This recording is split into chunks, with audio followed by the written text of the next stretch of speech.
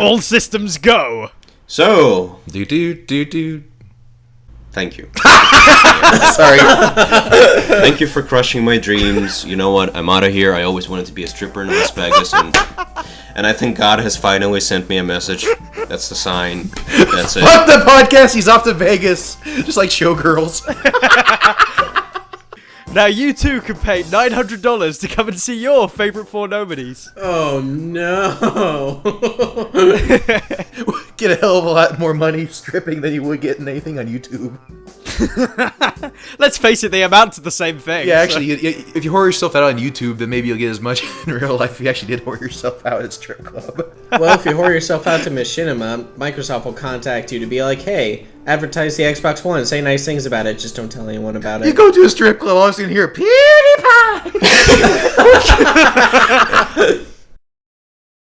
But seriously though, the topic of today's discussion is movie ratings, and I'm pretty sure some of you are already thinking to yourselves, movie ratings? What's there to talk about?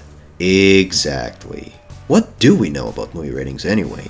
I mean, we often hear people complain about, say, a promising gory horror flick being diluted to a more family-friendly age rating, or a daring indie film that deals with more mature themes than just Crash Boom Bang being swept with the dreadful NC-17 rating, but really, do movie ratings have any effect on a movie's performance at the box office? Who gets to decide which ratings should be applied to which movies, and, more importantly, based on what criteria?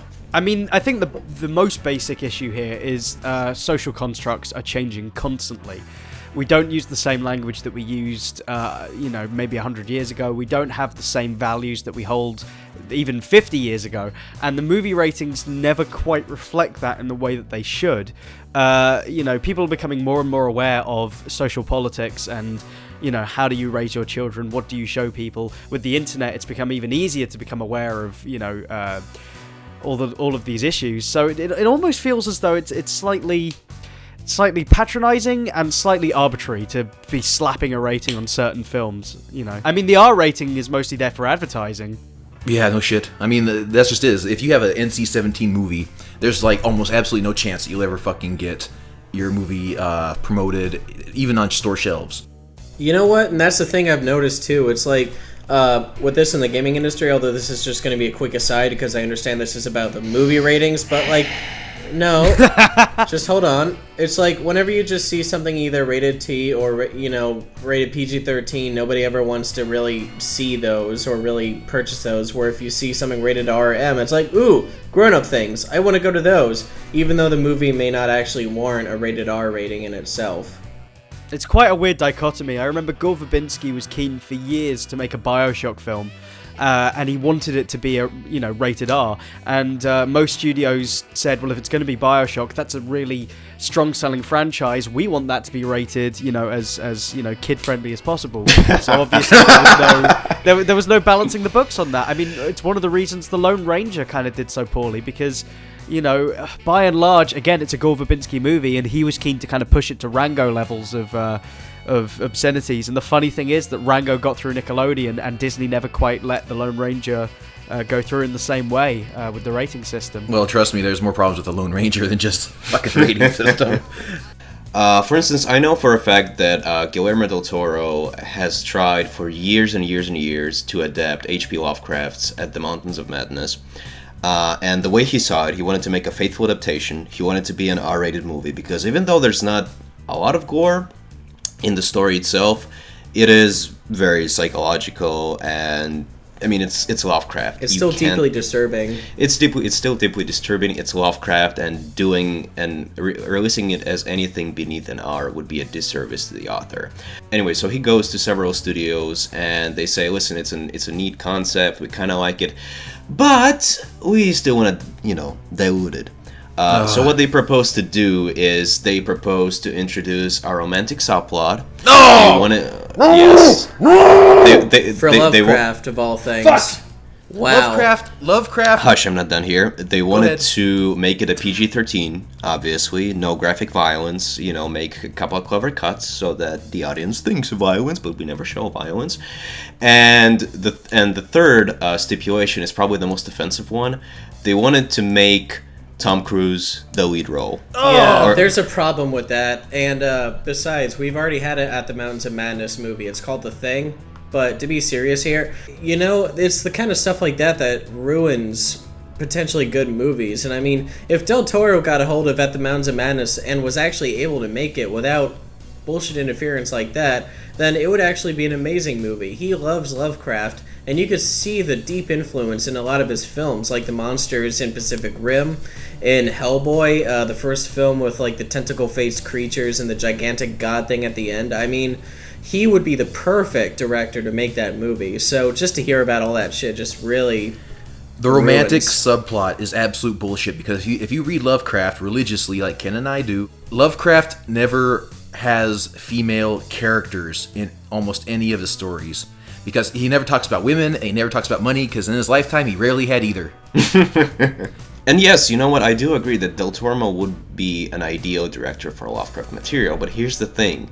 Del Toro has talent. Yeah. Hollywood is not interested in that. Absolutely. It's about who they can get in, who will please the masses and get them the rating they want. James Cameron what? So true. Here's something that I don't really understand. Making Tom Cruise the star of the movie, pandering, whatever, he's popular, that I can understand. But at the Mountains of Madness, no matter how you're gonna change the story to adapt it on the big screen, it's still gonna be a psychological horror movie. It has to So, it has to be. So, why the PG-13 rating? Really? It's to get asses in seats. It's exactly what happened to me when I was going down to watch The Punisher back in 2003, I think it was. Yeah. And we got to the theater, and they were doing all these card checks. They're checking IDs at the theater, because everyone wanted to go see The Punisher, because, you know, it's a comic book movie. It's, you know, like X-Men, and it's like all the rest of this, and it's like, bullshit, it's rated R. So they actually had ushers checking IDs before you could buy tickets to see the movie. So we got through, and a bunch of other, like, you know, 16, 14-year-old kids, they're stopping them at the gate saying, no, you gotta get your parents to come with you. And it's that kind of stringent regulation that is kind of excluding one of their major demographics as far as, like, the movie-going populace. I mean, they push PG-13 because it gets more asses in seats. Yeah. Yeah, absolutely. That's one of the things that happened with The Dark Knight as well. Mm-hmm. Yeah, even though The Dark Knight had a lot of darker themes and tones, it definitely would have made it an R-rated film. But because it's Batman, it's like, hey, we want to get people in there because we know there are a lot of underage Bat fans. Yeah, it's not exactly the Jack Nicholson Joker, you know, where it's like, hey, we're going to sing and dance to Prince. Yeah. It's weird because a lot of people die in The Dark Knight and a lot of shit goes down, and yet it's still, by and large, a bloodless film. It is. Yeah, but exactly. But that's actually another point of mine, is that, see, I believe that movie ratings should be seen as nothing more than helpful guidelines of sorts. You know, to give people an idea about the nature of this or that movie's contents. I mean, that's all they really can be at this point. Because really, when you invent this gold standard that all the studios strive towards to ensure maximum revenue for their pictures, it just goes to show how manipulative the entire rating system is. I mean, we brought up The Dark Knight earlier, right? And that's a PG-13 movie. But so is The Avengers. And yet the two of them are like the opposite sides of the spectrum. Right, realistic violence versus fantasy violence. Yes, and yet they both warranted a PG-13 rating. And since we discussed horror movies before, an example that I want to bring up is, like, you may, like, for instance, you know, you may hear about this latest gory horror flick that's terrifying audiences worldwide because, you know, they like doing those promo commercials for those. Like The Evil Dead? No, not The Evil Dead. I'm talking about movies like The Devil Within, because, you know, they have to sell the movie somehow, so they show you, like, this audience terrified, you know, audience members terrified. It's like, oh, this is the scariest movie I've ever seen. like, oh my god, I had to stop tweeting because it was so terrifying. I never know what. I almost choked on my popcorn. Yeah, pretty much. It's like, The Exorcist, what's that? No, I never heard of it. I only like the Paranormal Activity movies. Especially with the fifth one, which is basically the Mexican edition. Arriba! If people find that scary, I don't know what's wrong with them, but anyway. It includes minorities, that's why. No, I meant just the series in general. Anyways, So you hear about that film and you decide to check it out for yourself, and you go there, and it may be something actually shocking, like, I don't know, the Serbian film, for instance, right? And there's all the gore, there's all the blood, You're going right on the top of the list there, Max. Goddamn. it may be something more subdued. It doesn't matter what it is. You're sitting there, you're watching it, and, you know, the gore, the blood, the horror, the carnage, it's all there, but it does nothing for you. You're sitting there and you're bored out of your skull. And then, as a contrast, later that day, you may decide to listen to an audio book recording of, say, an H.P. Lovecraft story, right? And even though Lovecraft stories usually are relatively subdued, they don't really have any kind of graphic violence or gore, and yet I can guarantee that you're still gonna have nightmares for the entire ensuing week. Oh, yeah. Oh, absolutely. It's what it psychologically does, and I don't think that the film boards ever take that into account in quite the same way. No, they don't. The film boards themselves, or at least the raters, the way that they rate movies is absolutely subjective. I mean, you got to consider that the U.S. is a very Puritan type of country. You know, if you show a woman and man having a sex and enjoying it, it's instantly up for censoring. If you give Rambo a 50mm gun on a turret and he's turning people into red goo, it's an R rating. I mean, I don't know what it's like in Europe, though, but I think BMAS can probably attest that it's completely ass backwards from what he's used to. It is. It's funny to hear how some movies are rated in America compared to how they're rated here. I believe Kick-Ass had a different rating, for example. But the only way, I mean, yeah, seriously. I mean, Kick-Ass over here, I believe, was a 15A. And it's like, 15A, you get to the point where all of these ratings kind of might as well just be completely universal for everyone, because they keep making allowances. 15A, well, you could be younger and come with an adult anyway, so it doesn't matter if you're 1 or 2 and you go and see it. So it's like, the rules are so flimsy. Let's look, for example, at the fact that the kids' movies are completely fucked. If we're talking just about the semantics of content, you only have to look at the rating of Rango. Rango is, as far as I can tell, a PG. This is a film that includes references to lesbians, a line where someone talks about how they found a spine in their fecal matter, many references to films including Fear and Loathing in Las Vegas and the Spaghetti Western trilogy, which, as we know, feature many adult themes, a armadillo that has been cut in half and is still alive and talking, even though it's very, clearly become roadkill. Yeah. And I believe there is a little bit of blood. There's a joke about a bird mating, so it's like, so you've got all of this stuff, in there, and the film is still a PG. And I think it's got more sort of what would be considered mature content than most films that are slapped with a PG-15 or a 15 for having a few swears here and there or a sexual scene. That's pretty amazing. Here's the crazy thing, though, is not only does the MPAA give out 4 times as many NC-17 ratings for films that have to do with sex versus violence, but the sex itself is also inconsistent too, because you could have like American Pie. Let's face it, every movie features oral sex, otherwise we wouldn't know how to do it, apparently.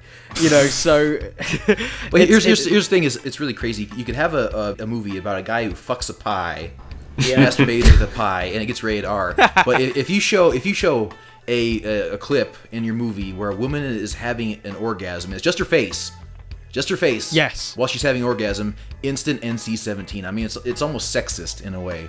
How dare that wench enjoy herself? I know. Seriously.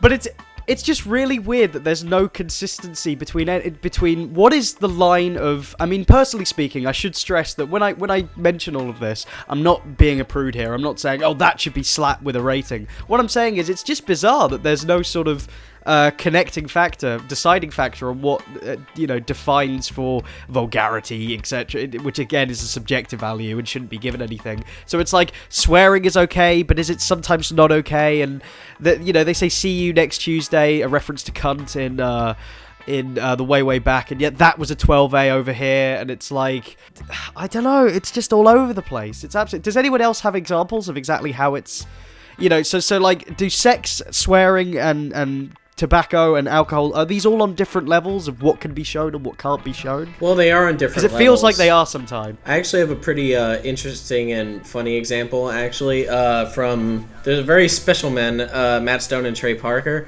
When they were basically going through the process of the MPAA ratings with South Park, the movie, the MPAA basically complained about a couple scenes that were supposedly in there. Like, a video of a woman having sex with a horse was shown in the movie, or at least in the original cut, but the MPAA shot it down. Then they resubmitted the film where there was a longer version where Cartman's mom was eating human feces instead.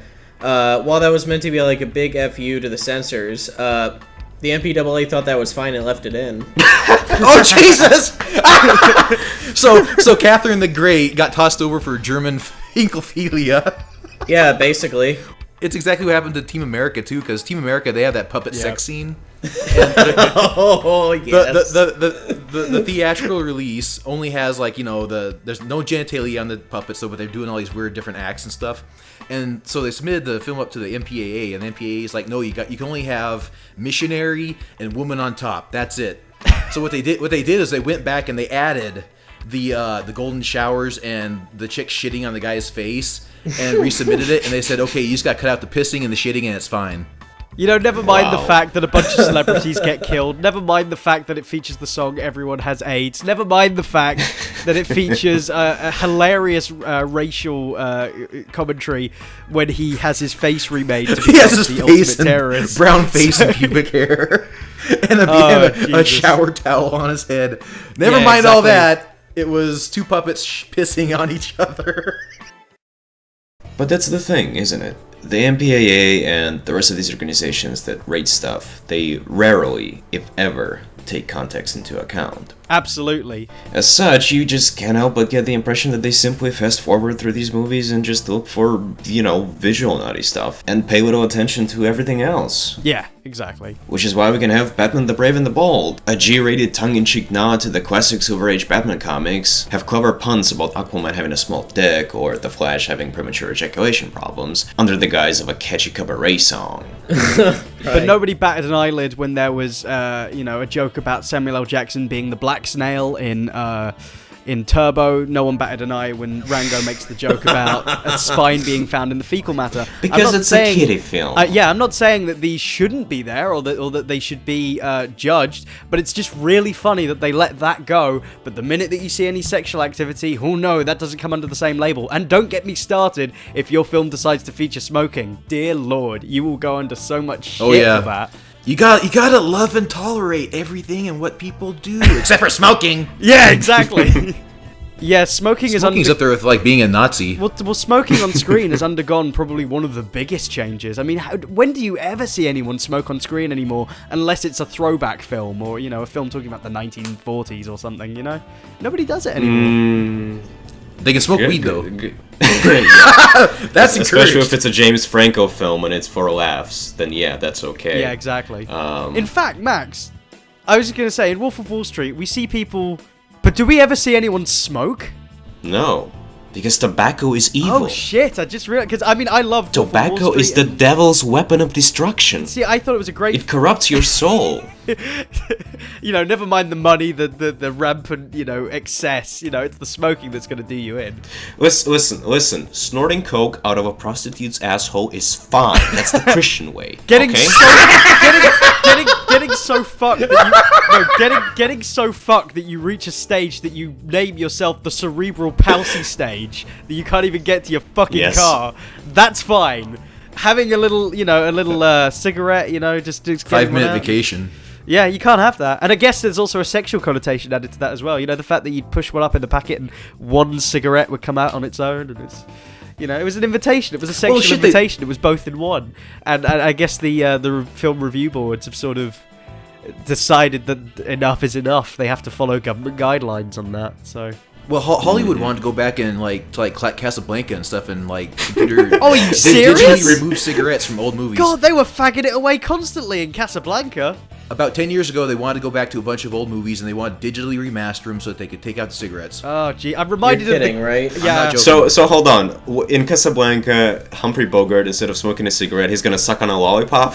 Yeah, and the lollipop has a lit end or something because it's still smoking, but all the vapor and shit floating around. It's like Japanese anime edits all over again. I remember when One Piece first came to America and 4Kids decided to have Sanji with a lollipop, and I have to mention this actually. There are characters in that show. They have guns in the original scene, and in the second episode, there is a character who holds a gun to another character's head. Now, you can't have that in the American version. So what they've done is they've edited the gun. So no, even better. They've edited the gun. So they've got a gun, and attached to it is a spring. And on the end of the spring is a hammer, and the hammer is above the head of the other character. So this dramatic scene where he's got a gun to the guy's head has turned to a scene where he has a hammer on a spring to the guy's head.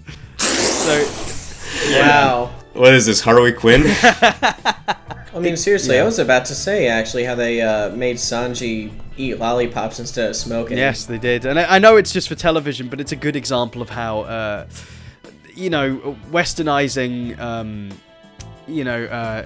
stuff from other cultures, it never goes down in the same way. I mean, there's a thing in this was a video game thing, but I think it applies to the movie industry as well. You can't have animated characters that have 4 fingers, I believe, because it's something to do with an industrial cultural thing in Japan because of all the people who lost their fingers in machines, etc. So you can't have characters that have less than 5 fingers or only 4 fingers. 3 fingers is okay, I think. Yes, because a child will instantly make a mental link between those two.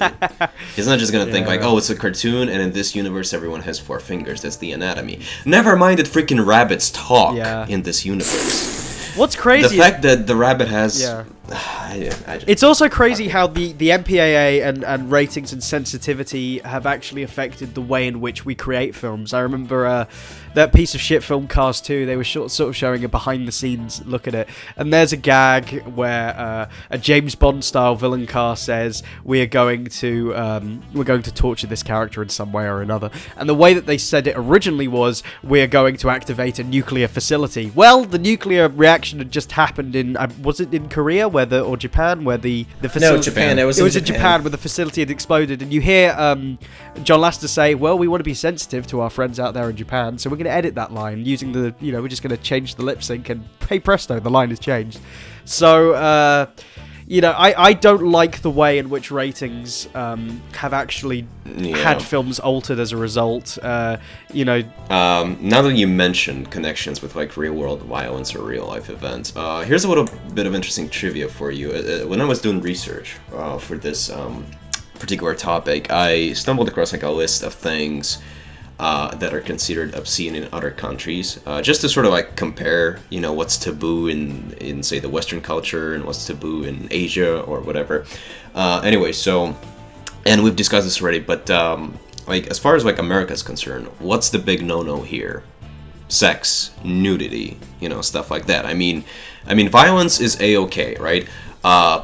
Soldiers being killed, maimed, crippled in the opening scene of Saving Private Ryan is a-okay, but Sharon Stone spreading her legs in Basic Instinct, no, sir. No, not on my watch. How dare she? She needs to go to the kitchen and make me a sandwich and know where her place is. That's kind of the core of the issue. Yes. I don't think that's the issue, Max, because all the men were like, hell yeah, and all the women were probably like, oh no, that's misogynistic. But anyways, to get back on topic, To get back on topic, conversely, in Germany, for instance, in good old Dutchland, in the fatherland, there's it's actually the other way around, because their big no-no is violence, graphic violence. Wow. But here's what's interesting.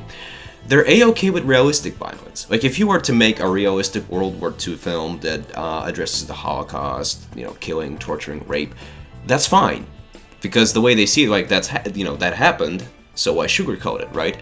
But, and this actually kind of boggled my mind, they're very strict. They really frown upon fantasy violence, which I actually think is a good thing. I mean, my reasoning is you have like a PG-13 movie where James Bond goes through and like shoots up like 60 people in a compound, no blood, everyone just falls down dead. I mean, which one's gonna be more harmful for a child or someone who's young to see? The violence where someone gets shot and there's no blood, there's no repercussions, or the violence that depicts the reality of violence, makes it horrific. which violence is horrific. Oh, I totally want to see the latter. Totally, of course.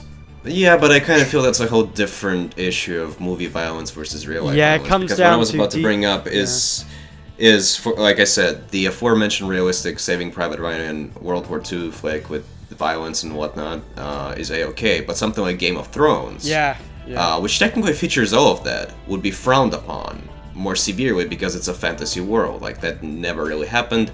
So let's not have those two characters get naked and make love or decapitate what's his name, Sean Bean. I really don't understand that. Yeah. Well, you know, the reason why is because the HBO it doesn't have oversight from a bunch of fucking soccer moms like the MPAA does. Because no joke, the 2006 documentary, This Film Is Not Yet Rated, actually went down and tracked down a bunch of MPAA raiders. They managed to sneak in and find a list of people who rate movies, and most of them are women who have children between the ages of 5 and 25, I think. Mm-hmm. So you're getting a bunch of prudy soccer moms together to rate the movies, and even worse beyond that is they actually had to steal this information because there's no open guidelines or open information about how these movies are being rated. Yeah, except now, basically, in response to studies that were conducted by the Annenberg Public Policy Center in The Ohio State University, Joan Graves, head of the MPAA's rating board, said this: "We try to get it right. The criticism of our system is not coming from the parents who are the people we're doing this for." So, I mean, right? Let's think of straight on the horse's mouth. I think you misread it, though. You don't read it as we're trying to get it right. You read it as we're trying to get it right, okay? We're doing this for the children. The children are the precious flowers. Yes, it's the most hackneyed straw man argument Think of ever. the children! I mean, who cares that some films are just not meant for kids? No, let's just use this hackneyed appeal to emotion. Well, I mean, that's why the PG-13 rating was created, after all, after the backlash over fighting scary films like Gremlins that aren't worthy of an R rating but too intense for PG. You have to ask yourself, though, how many movies now for kids are G or U or, that don't have PG-7, may contain comic mischief, may contain comic, violence, etc. It's a completely failed concept to have films for children in that way anymore, because there's no... Well, yeah, just look at the Disney cartoons. I mean, I think the only PG Disney cartoon was The Black Cauldron. Yes. Yeah. And then all of a sudden they have Tarzan, where the guy gets people get shot, and then another guy the bad guy gets hung by his neck. Yes, he does. You see Shadow in the background, and Beauty and Beast, that one, the bad guy falls off the cliff and dies. Lion King, the dad dies, and the evil uncle's eaten by hyenas. I mean, these are horrific scenes of violence, but they're still given a G rating. Exactly. You have to wonder how. Not to mention Hunchback of Notre Dame's. Yes, which is about sexual frustration, and you have to wonder how films like that, or how film like Pinocchio, would ever get through in the modern the modern world of rating. And the fact that the DVDs and the videos, all the stuff that still comes out for them still rates them as G and as universal. It's because Disney has a deep pocket and a hand in this entire thing, because you got to consider there's the MPA holds a lot of sway in Hollywood. With the ever-present threat that, if you don't go with what we're going to say, then the government's going to come in and censor us. Let's face it, the FCC have already censored television and radio, so it makes sense that they would have... The MPAA is the movie version of the FCC. So they tried to set themselves up. So if you don't let us censor the movies, then all of a sudden the government's going to come over and take it over. Hollywood is not competitive. It's really more collusive than competitive. They're almost like vertically integrated monopolies that control development, production, post-production, distribution. You have to consider that Warner Brothers, Universal, Disney, Paramount, Fox, and Sony Pictures all control more than 95% of the U.S. film business. And of course, each studio is owned by a larger corporation or conglomerate. And all these people put together own more than 90% of all the media in the U.S. And what I see is that these rating systems are actually used to keep down the independents. Because who else gets hurt more by the rating systems than the independent filmmakers? Because if you want to make an art documentary about being a lesbian, and all of a sudden they come back and they slap you with an NC-17 rating for not even necessarily graphic depictions of like lesbian sex though, but it could just be, you know, like an arbitrary off-screen. reason. You depict homoerotic themes, therefore you get slapped with an N17. Yeah, exactly. It feels like throwing darts at the board. It's like, so this is lesbianism. Well, I don't have anything to measure it by, so I'm gonna go with an N17. You know, it's like you know, picking out of you know, bobbing for apples. It doesn't feel like an accurate measurement of anything, because you can't. And the difference between an NC-17 and an R rating is literally millions of dollars, because yes, exactly. Television stations will not let you show trailers for an NC-17 movie. Walmart and once Blockbuster will not carry NC-17 rated films. So, I mean, an NC-17 rating can destroy your movie. Yeah, which is why generally, like, many people don't want that rating, so they try to trim their movies down. And then even worse is they don't give you any set guidelines about what to trim out. Trey Parker, no, sorry, it was Matt Stone. He said that, I think it was Orgasmo, they didn't give him any stipulations of what needed to be cut, what needed to be kept.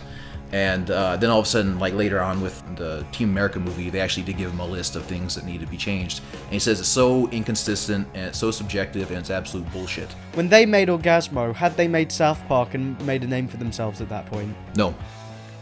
When they made Team America, had they made South Park Yes. and made a name for themselves?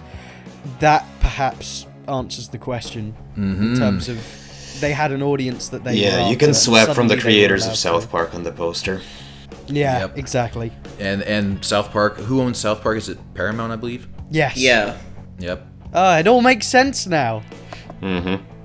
It's all all a about fucking brand separate recognition. I mean, you can be raunchy as far as, you know, as long as you're famous, or that's Well, yeah, what just makes look you at fucking famous. the American Pie shows. Yeah. Well, look at the enormous amount of shitty, you know, stoner comedies we've been getting in the last few years. I mean, if anything, the thing is, all these posters are in clear view of everyone. You know, when I was about 15, I remember there were posters everywhere for Zack and Wiri make a porno, and before that, I'd never seen a poster for anything that said something porno in it, you know. So...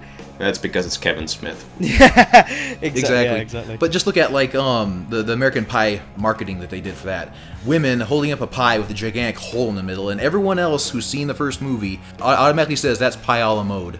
There are posters currently going around for Delivery Man, or Delivery Boy, whatever they're calling it, with Vince Vaughn's very shameful face looking out at you, and all his kids in the background of the picture, and kids in the Knocked Up posters that came out years ago that all the kids saw at the time. So it's like, it's all very well censoring the actual movies themselves, but the distribution that they're applying to it means that they're creating more interest to see it anyway, to get more bums on set. Yeah, it's so at that hypocritical. point, it's like...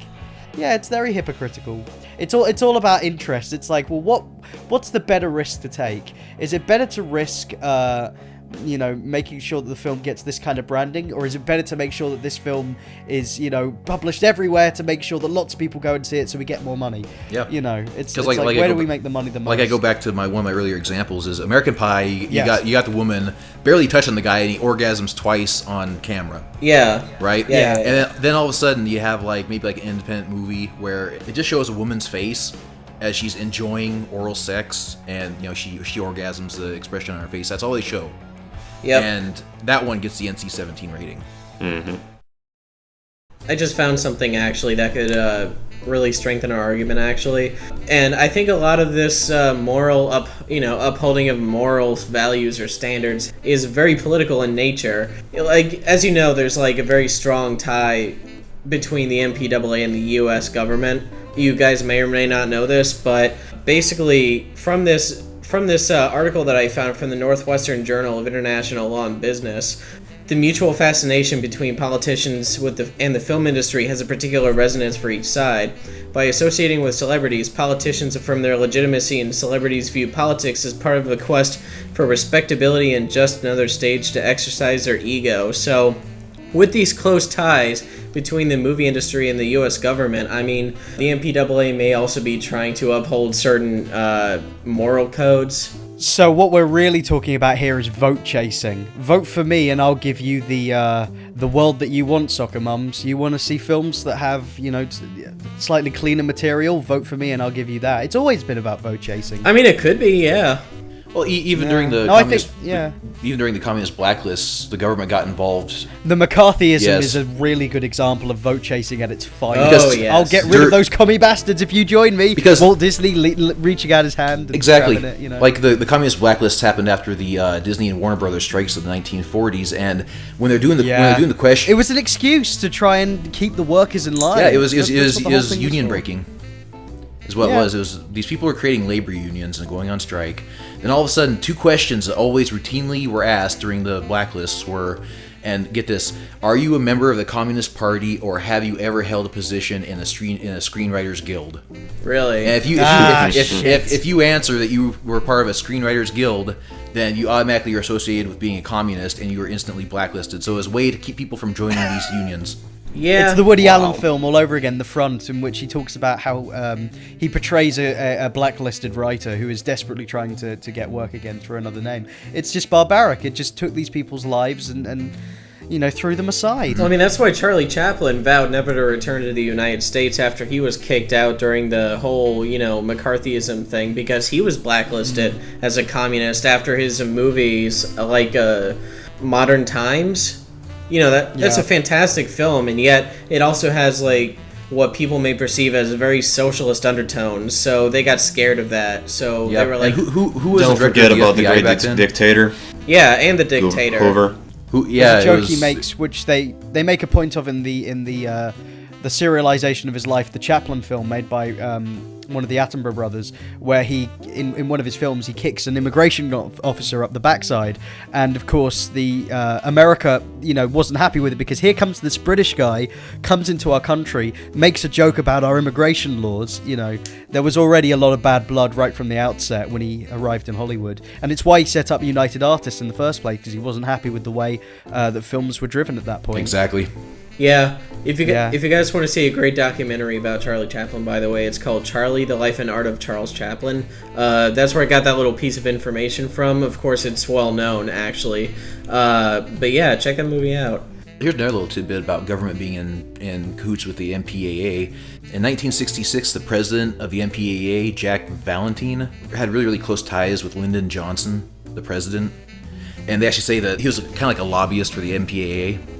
I mean, the MPAA in itself is a lobbyist organization. Mm-hmm. Well, this is the thing. It's exactly what happened with television in the 80s with the FCC. When Reagan came into power, he brought in this guy who took over the FCC, and he only saw animated shows, for example, on television as a business. So that's why then we got this sudden influx of shows about selling toys. We got He-Man, we got Dungeons and Dragons, we got Care Bears, we got My Little Pony, we got all these shows are from that business decision, and I'm not surprised that it's the same thing that happens in Hollywood now. It's the same thing we're experiencing with the Oscars. What are the films that are getting through with the Oscars? It's the ones that promote social change and and talk about historical issues, or talk about issues that are within our culture. It's not about the films, it's about what do they represent, it's about the message, man.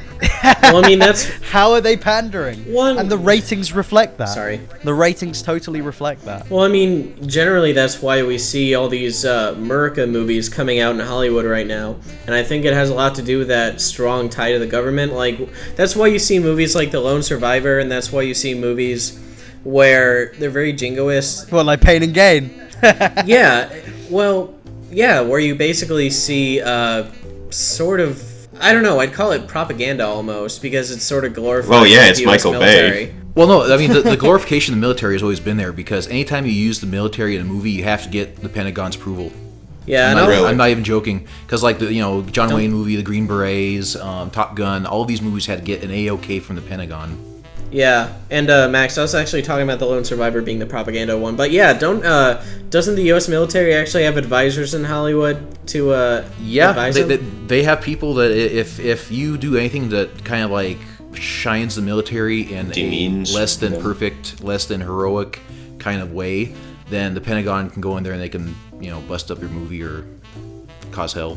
Yeah, and I mean, just one last thing that I found that you guys that actually ties into our third podcast, the piracy one, which is why I guess a lot of legislative priorities are this way. But The MPAA claims that its member studios lose approximately $6.1 billion each year as a result of piracy. Consequently, the MPAA established its International Anti-Piracy Program in 1976, with its goals to implement strengthening existing copyright legislation, assist local governments and law enforcement authorities in the investigation and prosecution of piracy cases, etc. You know, I mean, that's just insane how much influence this ratings thing has. It's because the ratings is just another extension of the government. Yeah. Absolutely. Just a quieter one, but... And of course, lest we forget that it's just America, we've had subjective scandals going on in Sweden with the Bechdel Test being applied as a, as a value for films. Oh, I think that's boy. absolutely insane. Basically, you want to know what film? Okay, yeah, explain the Bechdel Test, Max, because I can't even believe my fucking ears when I hear it. Yeah. What? I said what had happened. No, I heard what you said, but anyway. Go on, Max. Explain to them what the Bechdel Test is. Trust me, it's gonna be over soon and we're both gonna feel miserable. At least that's how all my past relationships end. Wow. Anyways. Yes, the Bechdel Test. The latest handy tool used by social justice warriors to gauge exactly how female-friendly certain bits of popular media are. What is the Bechdel Test exactly, you ask? Simple. 3 main stipulations or rules, if you will. Rule number 1. Your movie needs to have more than one female character. Rule number 2. Said female characters need to converse with one another at some point during your movie. Rule number 3. The subject of their conversation needs to be something other than the male characters present in the story. And you may be thinking to yourself, well, that doesn't really sound all that bad. I mean, all they're really asking for are more versatile and complex female characters, right? Well, here's something to consider. Citizen Kane, 2001: A Space Odyssey, Goodfellas, all of these sublime, milestone motion pictures, none of them passed the Bechdel test. You know what does though? 2 Girls, 1 Cup. Yeah. Debbie Does Dallas too also passes that test. Attack of the 50-foot cheerleader passes the test. What was great is there's a web that's wow. There is a website online that actually documents all of the films that are coming out that and whether or not they pass the Bechdel test. And my absolute favorite was how that they graded the system. It wasn't just does it pass the 3 rules. They'd added little footnotes like my favorite one was Iron Man 3 passes the test. Little footnote, although dubious. Oh boy. They're just making it up as they go along. It's a fantasy. But I feel the Bechdel test in many ways is actually a good representation of exactly why the 12As, the 12s, the 15As, the 15s, the 17s, why they don't work, because you can't apply them in any kind of rigid manner without either being a hypocrite or finding that there's something that undermines it. It's a really solid way of showing you how the rating system is broken. Each film can't be graded in the same way. Every film is unique. Every film is different because art is not about ticking off boxes. Art is in service to itself and nothing else. That is how it works. Here's the problem, is that the rating system was originally made for the whole save the children bullshit, right? Most adults don't care what the rating of a movie is because they can watch just about anything, but it's always parents who want to know whether or not little Billy or little Susie can see a movie. What they need to do is they need to have a panel of a group of child psychologists to rate movies and say, okay, this one shows a lot of violence that's not good for this age group, this one shows a lot of sex that's not good for this age group, and judge it by more of a scientific standard than just a bunch of soccer moms in a room saying, this movie's not good for little Billy. This movie's not made for little Billy. Fuck off. Or we could just, put more responsibility on the parents so that they don't let their kids see these awful movies. I agree with the parental supervision. I'm definitely 100% for that though, but still there needs to be some guidelines, just loose ones. I mean, whether or not even then I just say it's always going to be too subjective. It's always going to be too difficult to say what people can and can't see. At which point that's why the video game rating system is actually one of the better ones. I'm not saying it's perfect. I'm saying it's one of the better ones because right on the box it says, this one has violence, this one has tobacco use, this one has sex, complex. This one has... It's a lot simpler to follow. Yeah, and if you couldn't give a fuck whether or not like little Jimmy sees a character in a video game or a movie smoke a cigarette because he watches you smoke the fucking things all day long, then and sometimes you share, but that's another thing. Wait till I make the sex comparisons. No. Well, I mean, and that's the thing. Anyways, hold on a second. I'm not done right. yet. I'm basically saying that if it's up to the parent to decide whether or not they want their kid exposed to these things, and if they kind of like just made little bullet lists of what's included in the movie, then I think that'd be an easier way to go, because then the parents can make their own decision, make their own well-informed decision, rather than just, it's G, it's PG, it's PG-13, with very little context about what's in the movie. Exactly, it's just kind of a vague statement. It's like, it's that, but what does that actually mean? Because a rated R movie could be clean except for like one sex scene. Or a rated R movie could be Rambo, where he shoots a million fucking people and they go splattered all over the place, but there's no sex. Well, see, and that's the thing, like, this is the point that I was trying to make earlier, before I was so rudely interrupted, about the Make-A-Mori test. Yeah, it may subjectively seem like a better test, but it's still a test that is based on people's perceptions, instead of, just letting people make the choice for themselves on whether they want to see the movie. So do we need a panel to determine if movies are child safe? No. Do we need ratings? No, not really, because, art is subjective. Art is meant to exist as its own thing, despite, whatever people may feel about it. I mean, you don't see paintings have a rating system. I mean, I know that's a very stupid argument to make. No, it's absolutely right. Applicable. Art is self-serving. In teaching art, the lesson is art, and that is probably the most succinct way you will ever hear it, summed up. That's exactly what it is. Yeah, and that's the thing. So, honestly, like, should we even need a rating system? I don't think so. Definitely not a rating system, because they're subjective and absolute bullshit. It feels as though the rating system is really only there for parents. It doesn't feel like it's there for anyone else. Not really. And that's all it's there for. It's funny, I'm looking at my Goodfellas DVD right now, and on the side it says it's an 18, and I just find it really funny that Wolf on Wall Street is on the exact same level. That's also an 18, and yet the varying levels of 18, content, shall we say, is exceedingly different. Nowadays, I imagine Goodfellas would probably be branded as a 15, yet still they insist on branding the DVD as an 18. So, it's very strange, the idea that you could measure the two in that way. Well, they're both 18s, completely different variations on it, completely different versions of the content. And that's what baffles me the most, honestly. The end. Have we hit a sort of... That was bizarre. That was kind of like... There was a huge sort of steamroller of discussion that was chugging through, and then we just sort of naturally came into the next station and just... It's because we basically fixed the whole fucking problem.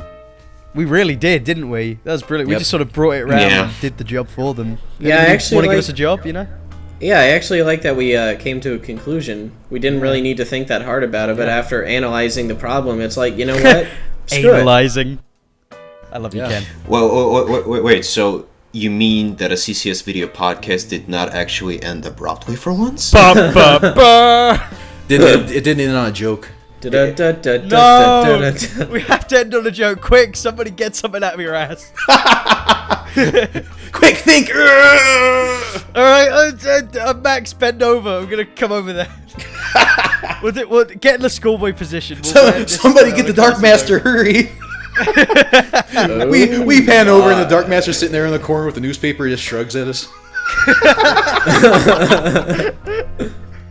Oh, dear. But that would be us pandering. Oh, boy! That worked. Quick, funny references, funny noises. We gotta keep them entertained somehow. Shut up. Well, here's an interesting question for you. What rating would the CCS Video Podcast have? Oh, all ages. I'd have my kids watching this. We don't have Melissa's child in this, so... I'd let my little fuckers watch it. We're gonna bring them up right.